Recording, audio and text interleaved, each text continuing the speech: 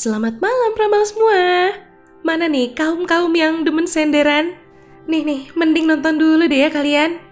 Mimin ada film lama tapi masih tetap seru loh walaupun ditonton berkali-kali. Judulnya San Andreas. Film tentang gempa bumi terbesar yang disebabkan oleh patahan San Andreas. Bencana alam ini menghancurkan seluruh pantai barat Amerika Serikat loh. Wow. Nah, pemain utama di film ini suatu hal yang mustahil deh kalau kalian gak tahu dia siapa. Yaps, Dwayne Johnson. Dia meranin jadi Raymond Gaines atau biasa dipanggil Ray. Seorang pilot helikopter penyelamat dari Departemen Pemadam Kebakaran Los Angeles. Selain itu, ada Carla Gugino yang meranin jadi Emma Gaines, istrinya Ray. Dan terakhir, ada Alexandra Daddario yang meranin jadi Blake, anaknya Ray sama Emma. Ingat kan doi siapa?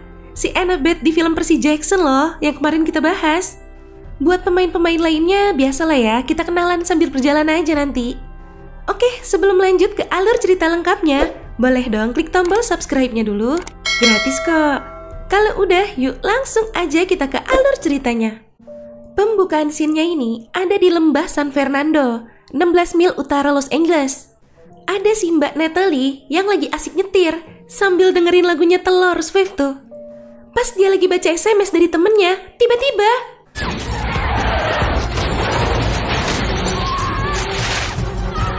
wadaw, mobilnya nyangkut di situ. Nggak lama, helikopter penyelamat timnya Ray sampai buat nyelamatin si Natalie.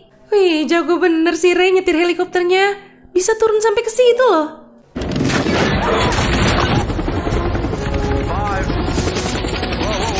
Ini si Joby harus nahan mobilnya dulu biar nggak jatuh.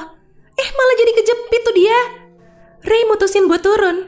Soalnya helikopter mereka bakal rusak kalau terlalu lama nahan. Berhasil. GG parah si om yang satu ini ya.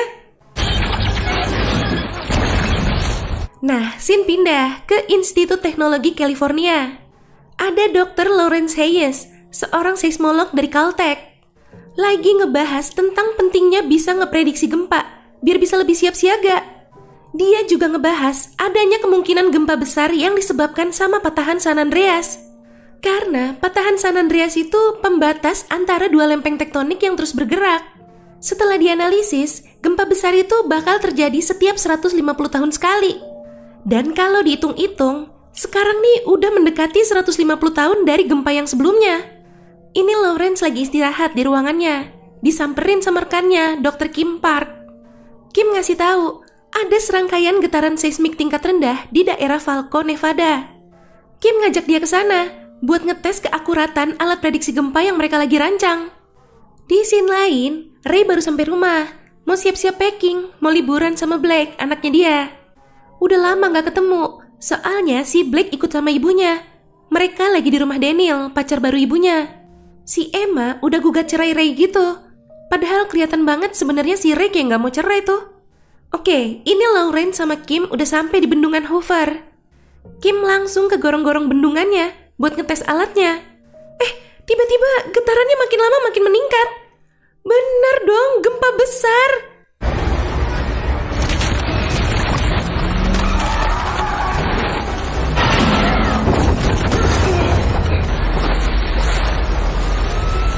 Kim berhasil keluar. Dia juga sempat nolong anak kecil dulu tuh.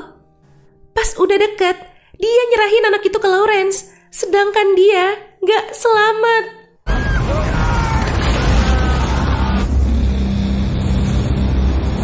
Di sisi lain, Ray juga langsung dapat panggilan tugas ke lokasi bencananya itu. Tapi sebelum berangkat, dia tetap nemuin Blake dulu. Soalnya si Blake nitip bawain sepedanya. Ya sekalian minta maaf juga sih. Dia kan jadi gak bisa nganterin Blake ke pertandingan volinya tuh. Udah gitu, rencana liburan mereka juga jadi gagal kan? Si Daniel tiba-tiba bilang kalau dia yang mau nganter Blake ke pertandingan volinya. Kebetulan dia ada urusan kerjaan di San Francisco.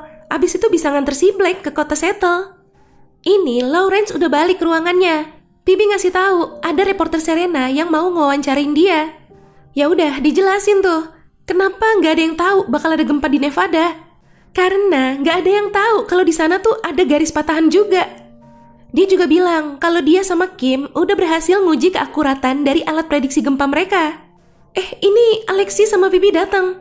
Mereka bawa data dari alat prediksi gempanya yang nunjukin kalau tingkat getaran di sepanjang patahan San Andreas makin lama makin naik. Getaran terbesarnya ada di San Francisco, 20 kali lipat dari gempa yang di Nevada tadi. Setelah dianalisa, Lawrence bisa narik kesimpulan kalau pergerakan tektoniknya ada di sepanjang tepi batas patahan dari Los Angeles sampai ke San Francisco. Dan lempeng San Andreas bakal keangkat. Wow, mereka harus buru-buru peringatin semua orang. Di sisi lain, Blake lagi nunggu Daniel rapat. Dia kenalan sama Ben yang lagi nunggu buat wawancara kerja gitu.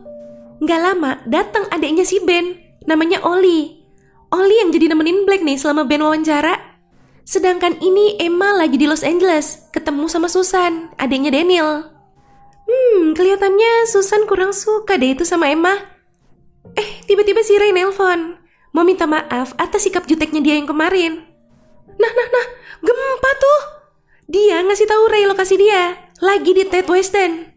Emma disuruh ajak orang-orang naik ke atap, nanti Ray bakal jemput. Lawrence sama yang lain juga sambil ngecek nih. Kata Phoebe, patahan San Andreasnya udah aktif dan gempanya menuju ke San Francisco sekarang. Ini Daniel udah selesai rapat. Sebelum pergi, Blake ngasih nomornya ke Ollie. Buat Ben tuh pasti. Baru naik mobil di parkiran, bener dong gempanya sampai di situ. Mereka mau nyoba keluar parkiran. Mobil mereka keruntuhan puing-puing. Supir mereka tewas dan si Blake kakinya kejepit. Amit. Pengecut banget dong si Daniel, malah kabur itu dia. Gile, gempanya gede banget ya itu. Ancur-ancuran tuh LA sama San Francisco.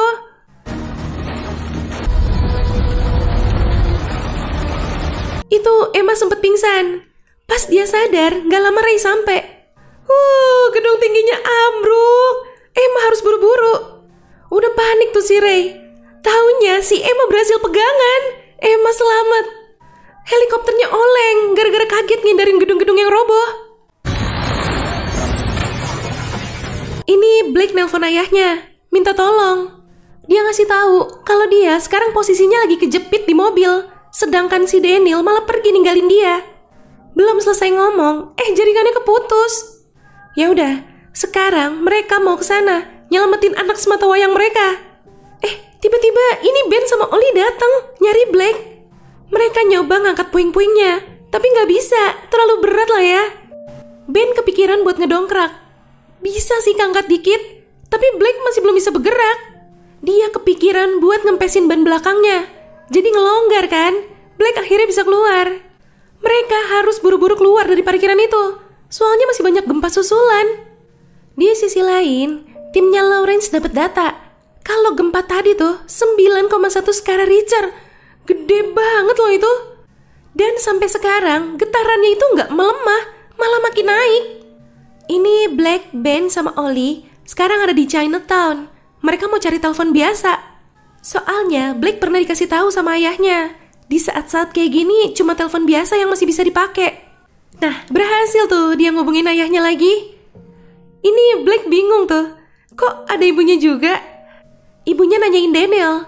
Sekalian aja si Blake aduin kalau Daniel pengecut dan udah ninggalin dia. Ya udah, dia ngasih tahu kalau sekarang dia ada di toko elektronik yang ada di Chinatown. Ray nyuruh dia pergi ke Menara Koit, gedung tinggi yang ada di atas tebing. Nanti dijemput di sana. Untungnya si Ollie punya buku panduan San Francisco, jadi tahu lokasi Menara Koitnya. Aduh, ini tiba-tiba helikopternya ada kerusakan nih.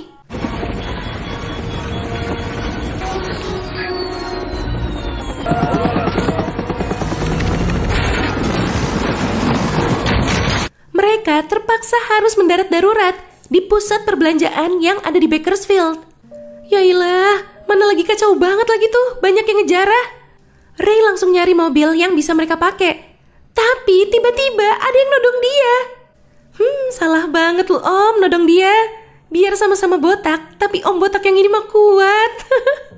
Di sisi lain, Lawrence siaran live nih dari pusat seismologi di Caltech. Dia mau ngejelasin apa yang sebenarnya terjadi. Dia juga ngasih tahu kalau gempa ini masih belum berakhir. San Francisco masih bakal gempa lagi, dan itu bakal jadi gempa terbesar, bisa lebih dari 9,5 skala Richter. Dia peringatin buat semua warga San Francisco buat buru-buru keluar deh dari kota itu. Kalau emang udah nggak bisa, kalian harus cari tempat yang aman buat berlindung, karena bakal bahaya banget. Ini di perjalanan emang ngebahas soal anak mereka Mallory yang udah meninggal. Ternyata hubungan mereka jadi kayak sekarang gini ya semenjak mereka kehilangan Mallory. Kayaknya mereka berdua sama-sama ngerasa bersalah gitu deh. Itu ada orang yang nyuruh mereka berhenti, tapi Ray masih cuek. Tiba-tiba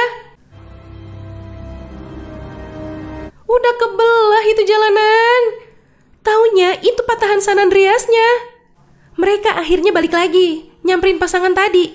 Sekalian nanya ada jalan lain apa enggak. Ada sih katanya, tapi muter jauh banget lewat jalan tol sekitar 113 kilometeran lah. Ray ngeliat topinya si bapak. Di situ dia tahu kalau si bapak nih punya pesawat kecil pasti. Akhirnya mereka tukeran tuh. Mobilnya dikasih ke pasangan itu. Soalnya mereka tuh mau nyamperin anaknya dan di sana nggak ada tempat buat mendarat. Ini sebelum jalan, Ray akhirnya jujur kalau dia selama ini ngerasa bersalah atas kematian Mallory. Mallory meninggal tuh karena tenggelam pas lagi dia ajak main arung jeram. Dia ngerasa bersalah banget, nggak bisa nolong Mallory waktu itu. Nah, semenjak itu, setiap ngeliat Emma sama Blake, dia jadi makin ngerasa bersalah. Dan malah jadi ngerusak hubungan dia sama Emma, jadi kayak sekarang ini. Akhirnya udah jelas sekarang, dan mereka bisa baikan. Ini lagi di jalan, si Ben ngeliat menara koidnya udah kebakaran.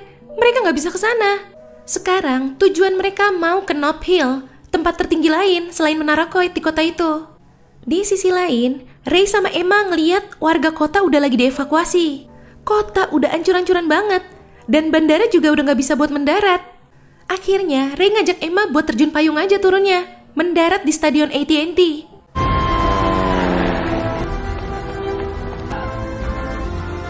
Tiba-tiba ada gempa lagi. Kayaknya ini gempa terbesar yang diperingatin sama Lawrence deh. Di pusat gempanya, di San Francisco, lebih parah lagi. Sampai ngangkat itu jalanan. Gedung-gedung pencakar langitnya juga ambruk semua. Wah, ngeri banget sih ini. Ray nyuruh Emma plus orang-orang yang ada di situ buat berlindung duluan ke samping stadion.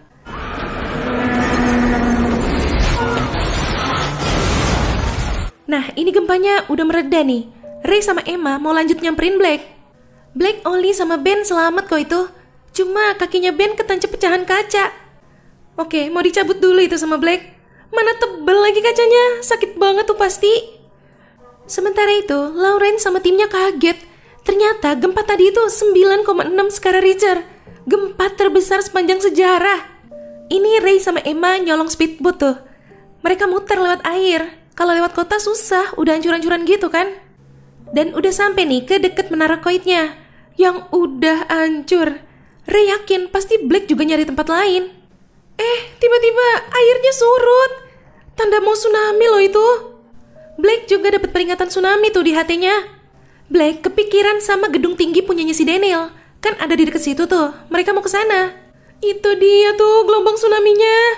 Mau gak mau, mereka harus naik ke atas gelombangnya.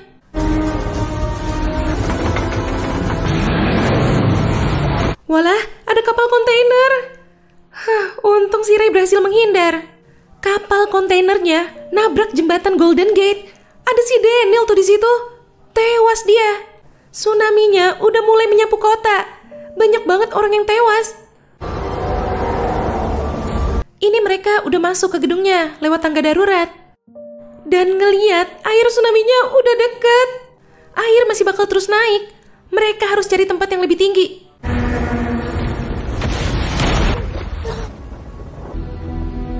Mereka naik lewat tangga lain. Blake mau ganti perbannya si Ben dulu nih. Si Ollie ngeliat ada orang yang lewat. Dia ngasih tahu Blake. Blake bilang itu orang tuanya dia.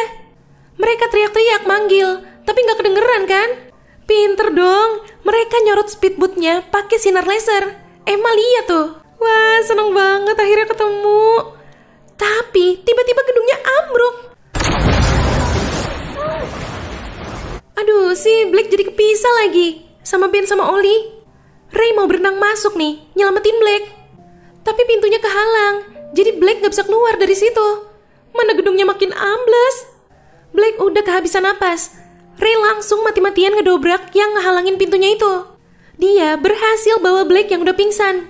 Selagi Ray ngasih CPR ke Black, Ben disuruh mecahin kacanya biar mereka bisa keluar.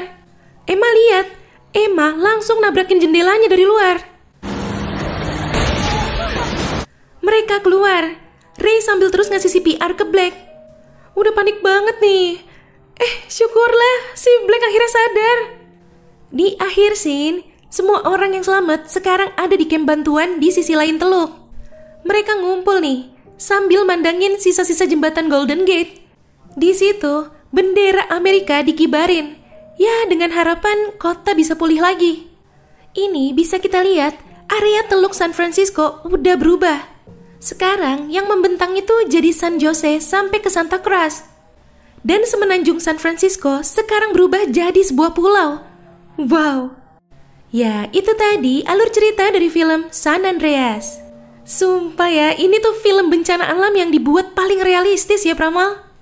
Bener-bener bisa bikin deg-degan gitu, saking ngerinya ngeliat bencana alam kayak gitu.